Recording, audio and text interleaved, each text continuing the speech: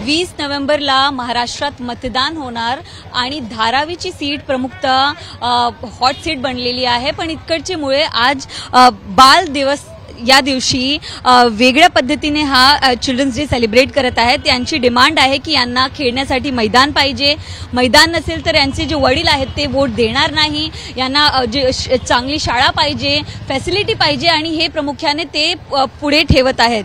Children's डेच्या दिवशी यांची डिमांड पुढे ठेवण्यात आलेली आहे। पेरेंट्स आमच्या सोबत आहेत, काय म्हणणार की चिल्ड्रन्स डिमांड करत आहेत, ते म्हणत आहे की इलेक्शनमध्ये हे पेरेंट्सना डिमांड्स बघावं लागणार, तुमचं काय मत आहे?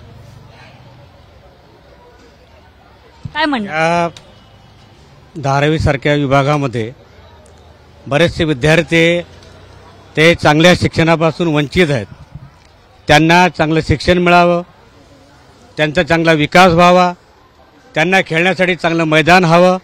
जास्तीत जास्त आपला धारावी विभागातली मुलं जास्तीत जास्त चांगल्या ठिकाणी जाऊन शिक्षण घ्यावं, भारतात नाही तर भारताच्या बाहेर सुद्धा त्यांनी शिक्षण घ्यावं आणि त्यांना जी सुखसुविधा असते ती उपलब्ध करून द्यावी, हेच आमच्या धारावी वासियांकडून मी। ते बघून तुम्ही वोट करणार? ते बघून नाही, पण त्यांचा विकास आता होतोय, आणखी विकास झाला, वोट तर करणं माझा अधिकार आहे, तो मी करणार। ओके, आपल्या सोबत मुले पण आहेत, काय डिमांड आहे तुमची?